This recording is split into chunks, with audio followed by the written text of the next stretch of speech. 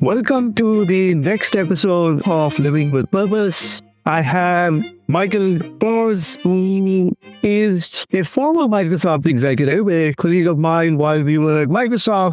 He has really done some amazing work, has gone in from creating learning programs at Intel to being at Microsoft and running multiple divisions there, to becoming part of the UN and the UN learning programs with UNITAR, having had his doctorate, has taught at Columbia University, at Stanford University, and is the dean for the School of Business and Management at City University. So please join me in welcoming Dr. Bors. Thank you so much, Actor. You're really glad to be with you today. Let's start off and just talk about your journey. I mean, Michael, where did you grow up? What did you learn? Why did you get into this space? And what drove you into this wonderfully rich career that you've had? I'll keep the story short, but I grew up in the Seattle area and found myself in different leadership positions and really wondering what leadership really is all about. What should it be? And, started learning early on that this concept of servant or service leadership is important, being in it for the right reason and helping people. And so I just really wanted to explore and learn that more and more through my academic career and into my professional career. I had received a small scholarship from some veterans of wars.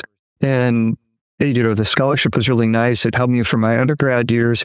But they said to me, look, you have leadership ability. You need to help use that for good and teach others about it so that we don't have to have people go through what we experienced. We saw our colleagues die in war. We ended up being involved in killing others that we wish we didn't have to. And we just don't want that to have to happen in the world. So now you have some responsibility because you have some ability to make the world a better place. And that really stuck with me. And so then I tried to study what good leadership is, what it looks like to be a high-performing team and organization, and how we can give back to the world. So certainly companies and helping companies be successful is part of that, but then also giving back outside of work as well. So to just kind of go back, so you kind of said you got introduced to leadership positions. So talk a little bit about as a kid.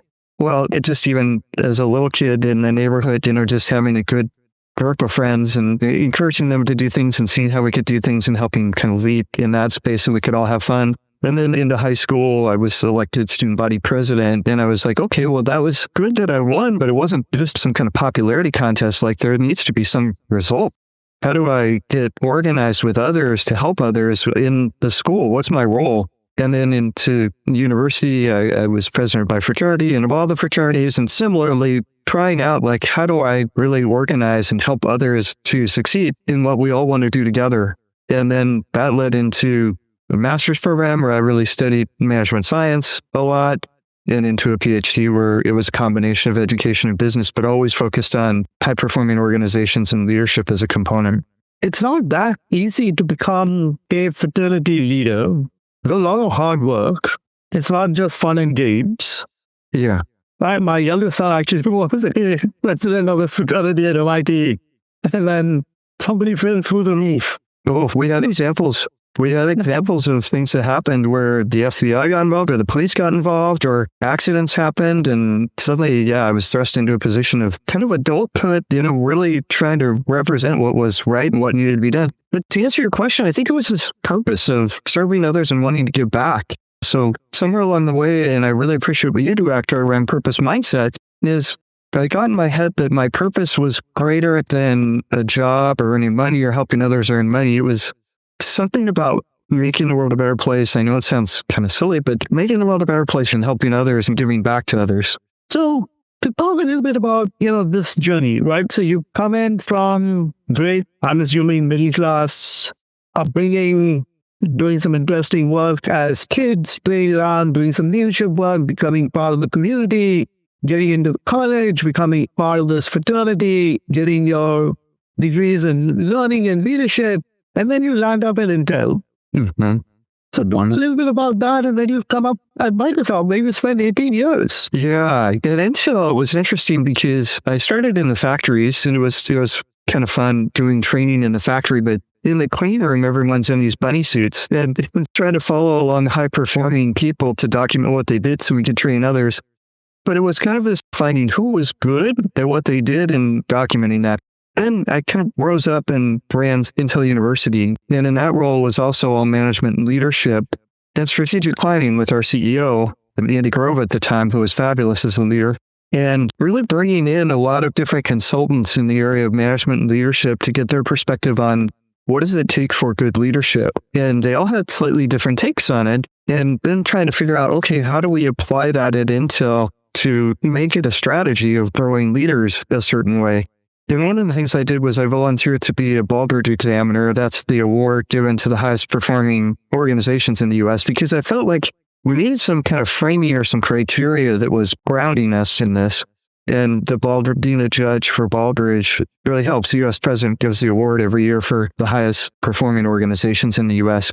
And then what I really wanted to do was practice this more and not just being in an organization, like in HR and Intel University, which was great, but really practice it more and get into the business. And that's when I left and went to Microsoft to work on business strategy in the Windows division, worked on product development, worked on the services division with consulting, and all along was looking to apply these principles and learn more about how it really played out in the real world. And that's where I think I really grew as a leader. That's the time when I also was really starting to do more volunteer work at the UN and seeing what we could do for leaders around the world, whether they were government leaders, nonprofit leaders, business leaders, and try to grow that next generation, particularly for underrepresented, diverse people, women as leaders, those who might be left behind, who don't have access to technology. So this technology component that Intel and Microsoft brought was really important. And while you were there, you were also involved with the United Nations, developing learning programs for them. Talk a little bit about why did you get drawn into that? And then what's that journey from there into where you are now at City University? Yeah, it's a little bit of happenstance. I went through a leadership program in Seattle through the Chamber of Commerce, and they had us at the end think about where we'd like to volunteer our time to give back, which charity. And I'd met someone at a conference in New York, and she was executive director of the arm of the UN called UNITAR, the training and research arm of the UN. And I just said, look, I need to volunteer. I want to volunteer. This was toward the end of my Intel days when I was running Intel U. And I just said, hey, I would love to volunteer for the UN and do some global international work. I'd love that kind of scope. And she took me up on it, said, let's see what we can do. Well, first we can do some training and education for ambassadors who are coming from developing countries. They need to understand some of the technology that's emerging. And so I was able to bring in people from Intel and Microsoft to help with that as I transitioned to Microsoft. And then things just snowballed. I just thought it'd be a temporary short-term thing, but they needed help after 9/11, especially in Afghanistan. So we built an Afghanistan leadership program that got replicated into Iraq and South Sudan. And then other programs evolved because we had funding and we had some success. And so then now I serve as a chairman of the board for that organization and keep that going. Coming around to your question there, City University is a similar mission. It's about helping diverse, underrepresented people, non-traditional university folks who maybe couldn't afford to go to a university or take the time because they had to help their family or whatever. And so City University in the DE role gets to leverage some of my PhD work from the past, but it also pulls everything forward. And that's why I appreciate you so much, Actor. You helped with my UN work when I was at Microsoft, and then you were driving social entrepreneurism, which is something that I've always appreciated and respected. And now we get to do together at City, in collaboration with City. And so it's really pulling everything from the past forward. Stanford's involved in my work now, Microsoft and you, and UNITAR and the UN. And then we've gotten some other really great nonprofits involved, like Jobs for the Future.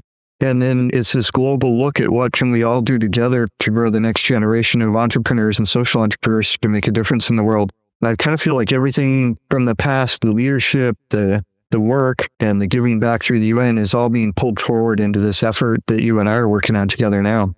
I love the energy that you're bringing in, right, as a dean. And one of the interesting things is that, being both having an academic and learning background, but also having this whole industry experience, you're kind of changing the culture in which you are imparting learning.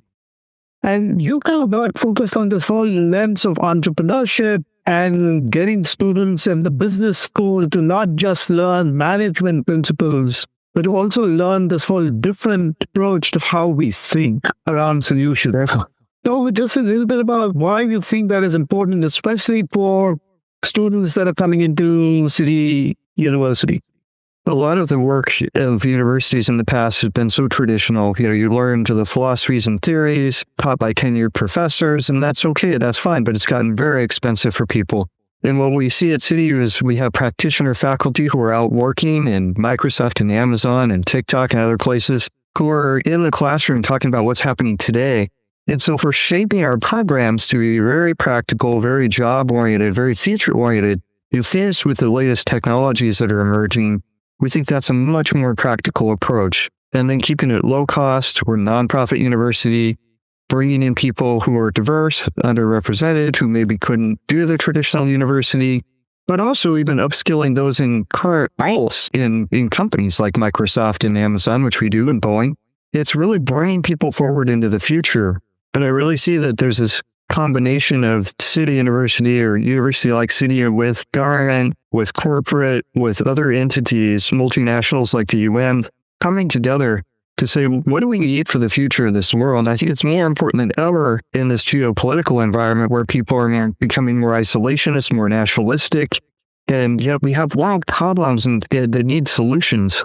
And so the entrepreneur work you and I are working on is really for for-profit entrepreneurs, but also entrepreneurs within a company, and then social entrepreneurs who can create social businesses that really solve world problems. And that's really where I have passion and want to dedicate my energy is in those flavors of entrepreneurism that can make a difference. And that's really what a business school should be doing, I think, is practically making positive impact on the world in those different areas. And one of the things that I admire is this great practicality of getting things done, right? Even when you were at Microsoft and your work that you were doing with the UN and the training programs, your insistence on bringing in the talent that was within companies to actually reach out so that one could not just sell products, but you were actually harnessing the acumen of the company, which is the brain power of its employees that go beyond product development and bringing that out into the community. In the work that you've been doing is this ability to harness the mind in interesting ways to shape other people's minds. And hopefully that chain then continues.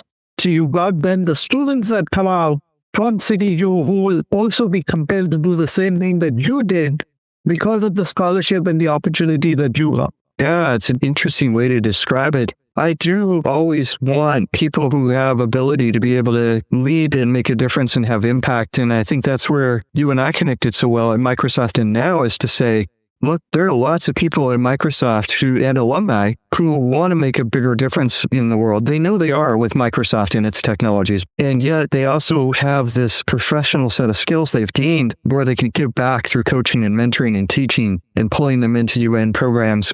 They've been very willing, and we have a great network now of people who want to do that. We've started this thing called the Eden Foundation, which is a nonprofit out of Japan that pulls these people together who are mentors and coaches who want to make a difference. But to your point, it's really connecting dots and spanning boundaries of pulling people from government and corporations and universities together to bring their unique talents as a team and as an organization to make a difference, a positive impact. There was an ambassador at the UN, Ambassador Kamal, and I love his quote. He always told me when we were working together at the UN in New York, he said, the world does not lack resources. It lacks the vision and the diligence to follow through to have a positive impact in a practical way. And that always stuck with me about pulling people and resources together in these unique ways and having other people learn how to do that. This is wonderful. Talk a little bit about why purpose is important for you and especially how you use it when times get tough. It's really examining your strengths and my deep-seated values of wanting to give back. I've done some research on how people, as they write their biographies or their memoirs, what they find. And the common theme seems to be that if they've been able to give back, that makes a difference. And so desire to give back, and in spite of politics in the larger world or politics within a corporation, there's this greater good that can be done. And all of these skills and experiences play forward, whether they're good or bad, toward that cause. And so, really thinking through a purpose mindset the way you describe it, it's about your values and your strengths. I have certain strengths, I have other weaknesses. I'm not a great accountant, for example. I need, folks who do budgeting well. if I'm leading an organization. But I do like metrics, for example. I have certain strengths, but the strengths that maybe overall are more about strategy and leadership, and leveraging those and giving back as a deep-seated value. And there was a great Albert Einstein quote where he talks about, he's very cognizant of all the people who have come before him that have created this world that he's living in, and then all the people today who he knows or doesn't know who contribute to him, and how he has a responsibility to give back to those around him, those who he knows and the strangers he doesn't know, because we're all in this together, and to honor those who have come before to lead to a better future. So yes, so purpose is important. Purpose drives us forward. It gives us energy. Talk a little bit about how you use it during tough times. It remains a North Star, I think. There have been tough times where either business hasn't gone well, or maybe my role wasn't going perfectly well, or my team and my organization, and really kind of going back to the roots of having people remember why we're here, what we're doing, what our vision and strategy are, what our core competence and strengths are, and regrounding people in who we are, what we're doing, why we're doing it, how it connects to the larger picture. It really brings purpose to the forefront so that then people don't get too dismayed, too disillusioned, too frustrated. They may know that there are other things swirling around us that are not so great, that are negative, but regrounding ourselves on our purpose and who we are as individuals and as a team really propels us forward and keeps us going through tough times because we have this purpose as our North Star. So let's end by you just sharing your one golden nugget, a piece of wisdom that you want to leave our listeners by. Well, in my mind, I think everyone has their strengths and their values, and looking back at those to find their purpose, and then finding a way to give back. Yes, you need a job, you need to make money, all that kind of stuff. But what would be the legacy that you want to leave? Through your purpose. How do you want to think about your strengths and values? How do you want to play that forward and make the world a better place? I like to think of humanity as this one long river. 250,000 years of humanity. We're stepping into this river at this point in time. We have our purpose in mind and our strengths and our values. What difference are we going to make, and what legacy we leave for the future of humanity? Yeah, and I love the river analogy, right? That we are all on a journey. And if we actually show up with authenticity, we are then not becoming a block to that river. Yes. Yeah, how to enable it. Of humanity. But in some ways, we are actually adding on to that journey. So the river of humanity continues to flow. Yes, better than we've been before. And we're making a positive impact downstream for the future of humanity. That's right. So I love the analogy of the river. Michael, thank you very much. It's been absolutely awesome to have you on the podcast. Again, for our listeners, purpose is this renewable source of energy that continues to drive humanity forward. Find your purpose, ignite your purpose. Purpose is not about giving back. Purpose is actually about contributions. And purpose is about showing up with authenticity. Purpose is about exploring possibilities. So ignite your imagination. Even as a young person, you can actually step into roles where you can ignite imaginations. And in doing so, you can extend the common good.